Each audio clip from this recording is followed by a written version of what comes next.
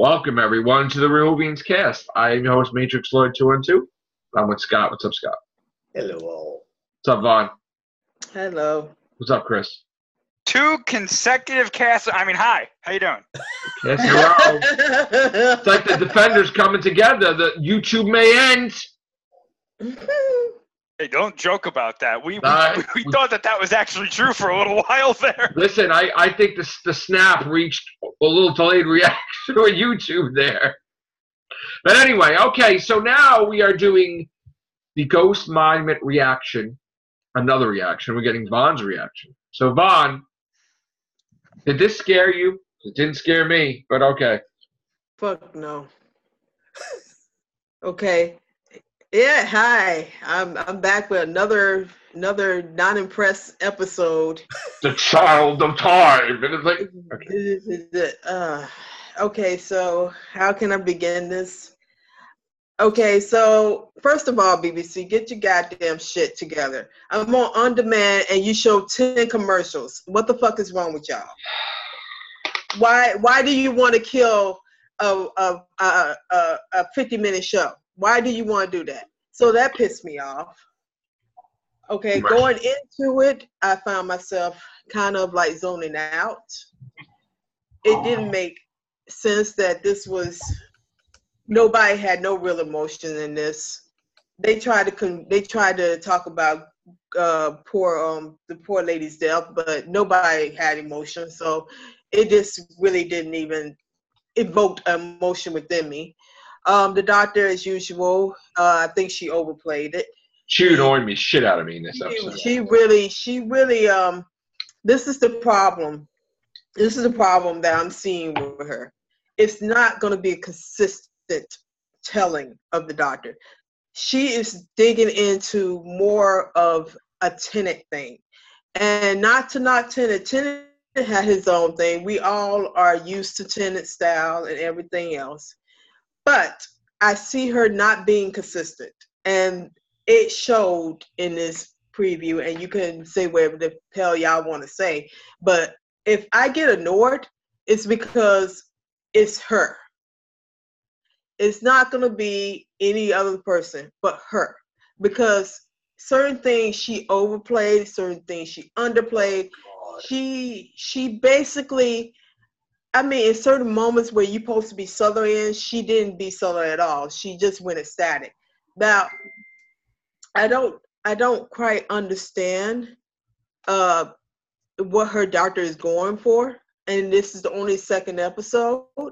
But I know one damn thing. She's going to have to either tone it down and level herself out. It's too all over the place in her performance. She tells the companions one more time that she failed. Yeah. I would fire the writer right on the fucking spot. Same here. Yeah. Okay. The same significance as Capaldi's old jokes. Yeah. Listen, you just started as a doctor. Who the fuck is putting that dialogue in there that she failed? Oh my God, I failed.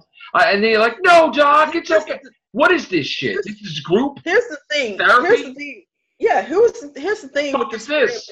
Here's the thing. The friend bullshit needs to go. Because no damn world these people are her friends. Because you don't friend somebody after one adventure. You get to know them and bond with them. These people are like, I don't see how these group of people are bonded. They don't have no emotion. Tell her when they were left stranded, right? Yeah. Why didn't anybody tell her to go F herself? Like, you screwed it. Like, no emotion.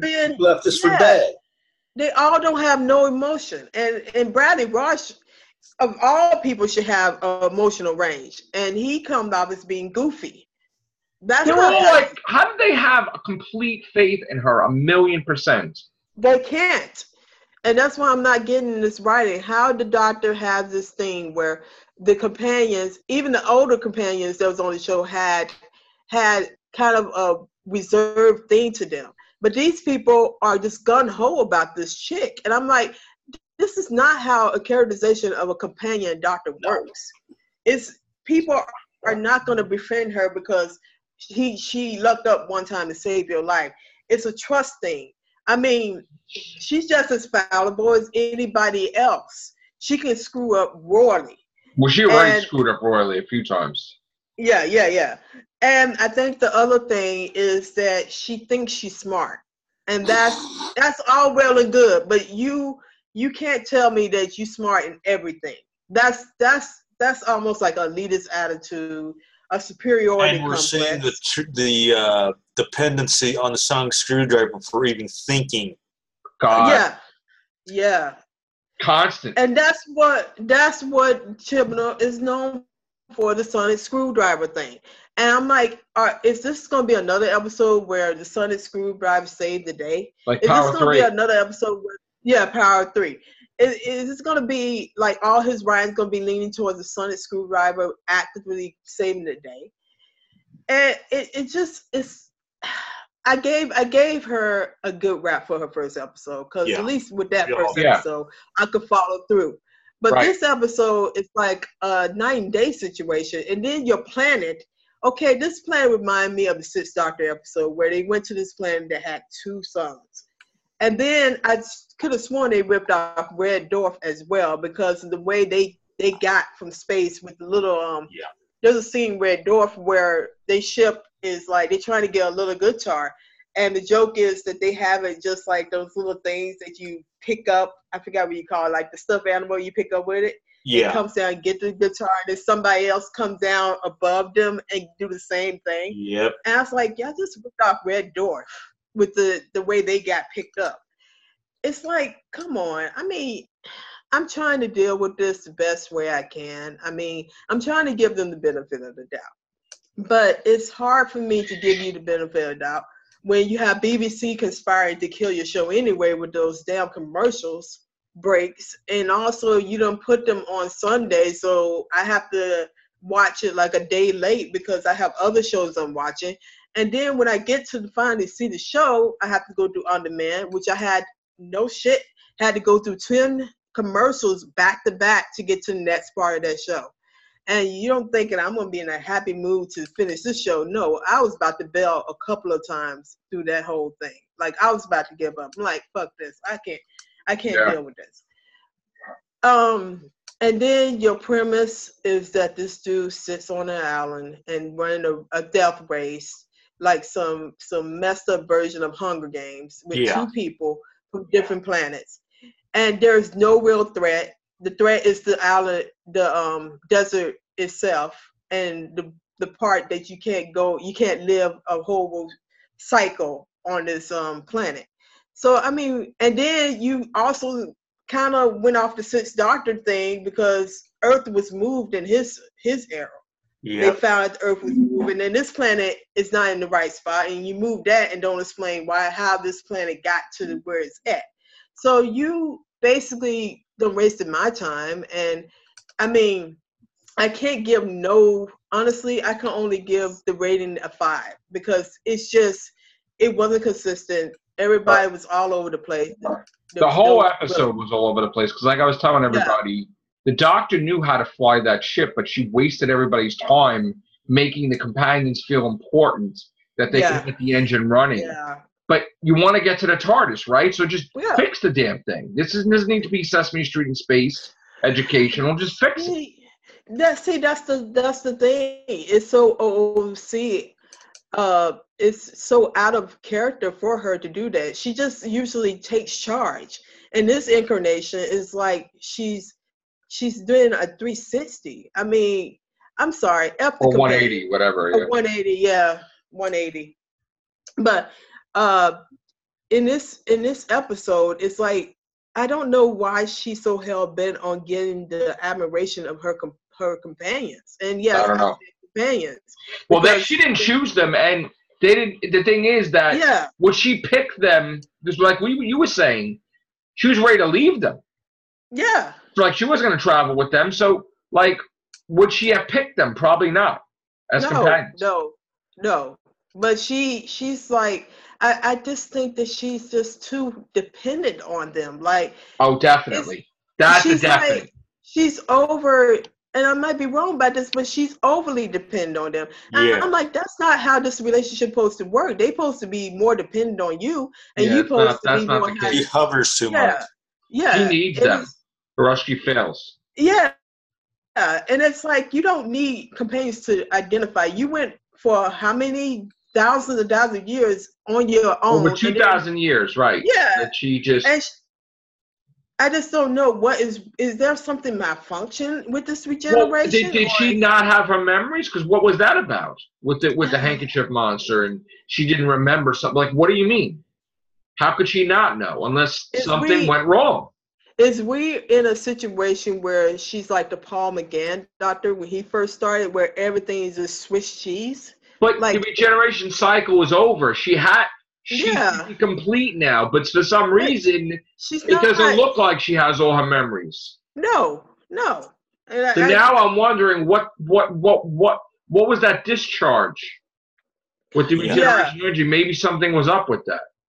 Well, that was like normal though. I mean, if you remember. I mean, it was like David Tennant, but Matt Smith did that. Capaldi didn't do it. I don't know why. I guess Moffat forgot. But yeah.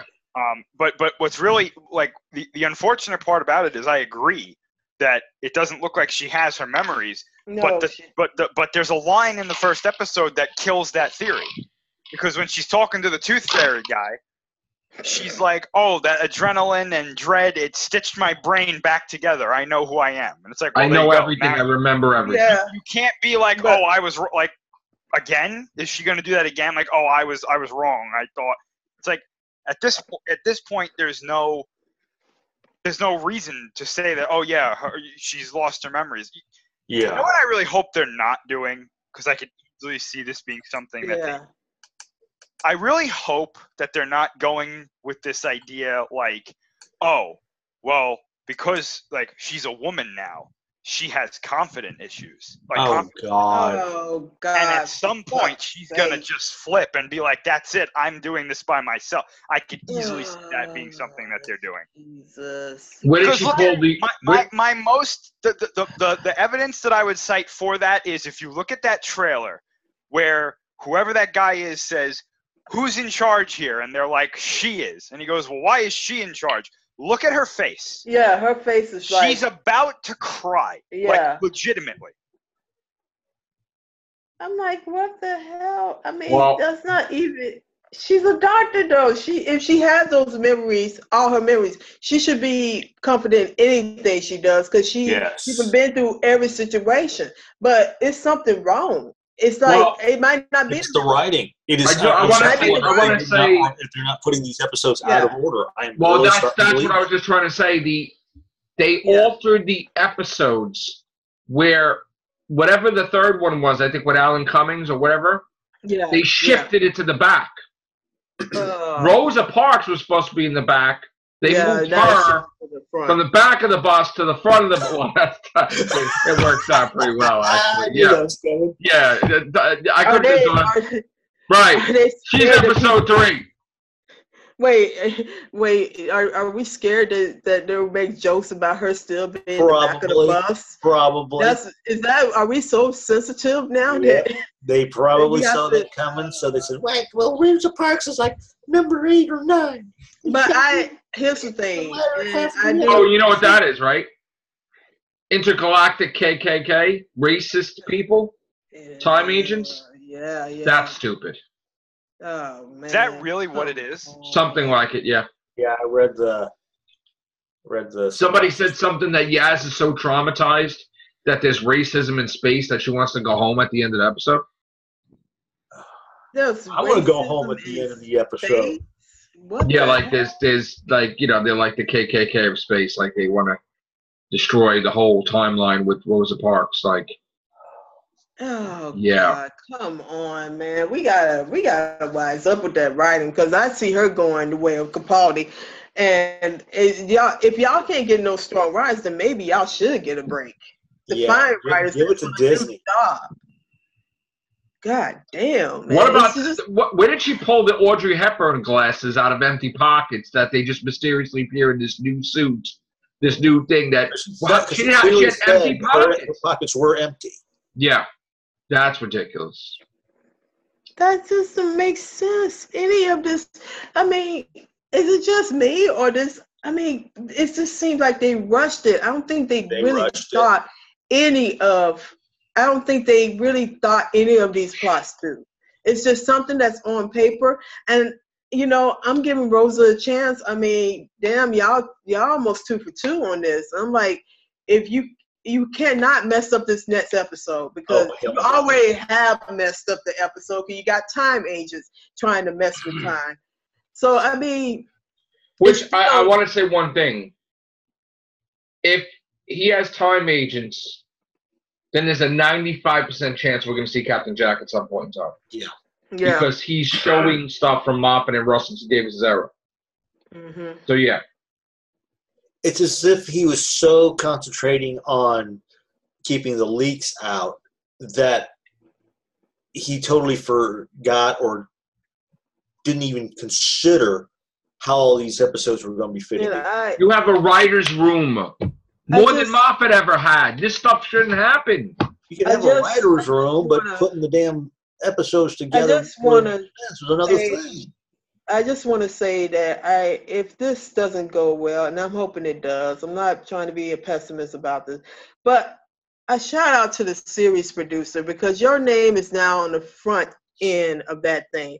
And what a beautiful place that is if the show was running right. But we only 2 episodes in, and you know, you're going to get Bernadette too because he didn't put his name on there. He put the series producer's name on there because maybe he lacks the confidence of doing, you know, showrunner. Well, now something else happens. Chibnall is also doing the 4th episode. Like, he wrote it. Arachnids in the UK is the title of the episode. Oh, God. It's going to be about killer spiders, isn't it? Yes. Yeah, but it's like dinosaurs on a spaceship. 3 spiders are coming Little back. spiders from outer space. You know, that is an actual great movie, a B movie called Killer Clowns from Outer Space, which originally was basically spiders who went into a humanoid form to kill people. So I hope you're not trying to rip that good movie off because it's way better than what you're going to put out, buddy. Saturday the 14th was a better movie than Handkerchief Monster, $150. Anybody wants it? I don't understand. I mean, I'm trying to be positive about this. Like I'm giving the effort to watch this on demand and sipping through 30 minutes of commercials. Vaughn, I have a question. Yeah. Did we find out in all these months if Doctor Who, the BBC, and Chris Chibnall got permission from the Rosa Parks estate? They did not, and I doubt they did, to be honest with you. I think her estate is, we will see the aftermath of this because it can go either one or two ways that depending on what they do in this episode, it can go with a backlash or it can be the best thing ever and show respect. But I have faith in the writer. We're going to be seeing respect. But the writer is up to the writer of this. And from what I heard, she's solid and she can write. But it has to be displayed with integrity and sensitivity to this volatile period in American history. Even though she is a British descendant, I'm just saying that it's still a thing that British people cannot possibly know what happened in civil rights era. They only heard this from what it was taught in the British schools. But I'm hoping that this woman did her research, go deeper into that era. A lot of amazing things happened within the time period, Rosa Parks. And also, she's not even the start of that movement. A young woman basically started this movement because she was first, a young girl was kicked off the bus by a white lady. And that's what started this. And she befriended Rosie. Rosie's just the face of that movement. So if you don't know simple details like that, and you claiming that she's the beginning of the movement, then I'm saying you're wrong. And if you can't give respect to this amazing woman for all the struggles she did, because she was instrumental in the NWAC, and I think it's, oh God, goddamn, the NWACP, she was very instrumental in that, and it's not something to take lightly. And I'm gonna keep saying this. It's a you have to be, if you're gonna do a historic, it should be pure historic and not these time agents coming to wreak havoc and trying to stop her from being on the bus, because that is basically you interfering with history. Right. And how China is still going with this, I don't know, because that was one of their things. They believe that time travel interferes with history, but there you go. Your third episode is time agents trying to stop a pivotal moment in Black history. Well, and like I said, you have to understand something. China is letting things through lately. Right. Well, it's not China, like it's seeping in that people want this stuff and they're allowing it. Yeah. So you're going to see a change gradually that China's going to allow time travel, allow different things. It's good for China. It means I just wonder if you're just going to allow it with Doctor Who and just not. We will find out. We will find out. But yeah, you can't do movies about it, but TV series, I guess they are okay with it. Well, no, actually, China's more than okay with it, because that's why they gave millions of Doctor Who. They're going to have the whole library on China now. Yeah. So yeah, that's the first show that has time travel that's allowed on China. So there's your trivia question, folks. If it ever comes up on what we understand, the first time show to be allowed into China. But, I mean, as far as I know. I'm sorry, what did we are almost out of time. I was about to ask so you gave it a 5. Scott gave it. What is your final rating? I said I'm pretty much staying between 5 and 6. Okay, and Chris, what did you give it? I don't even remember what I gave it. I don't even remember part of the episode, to be honest with you. Yeah, this might be a good thing. I gave it a 6.5, and I didn't watch it a second time yet, so I don't know. Yeah. All right. I just remember seeing that trailer at the end for Rosa, and then I didn't even see the trailer for Rosa. I was like, oh, maybe they'll, maybe they leave her alone. Maybe they don't interact with her, and she has no idea what's going on. I'd be okay with that. Yeah, I wish they. She looks at somebody and goes like, "Can I help you?" And I was like, "Oh no." Here we go.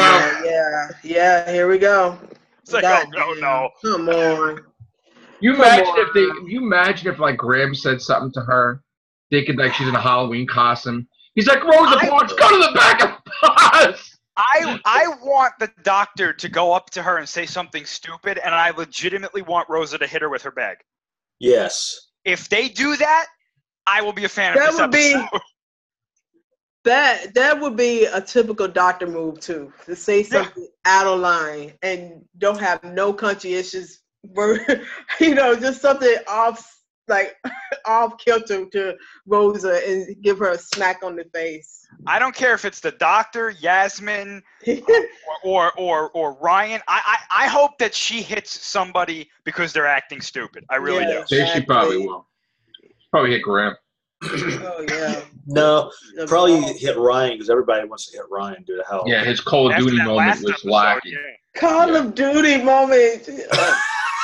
God, that was Jesus. He should have been killed. Perfect laser blast moment. Him and Graham, with Graham hiding behind the target, they just should have killed. All right, guys, take care. Bye for now.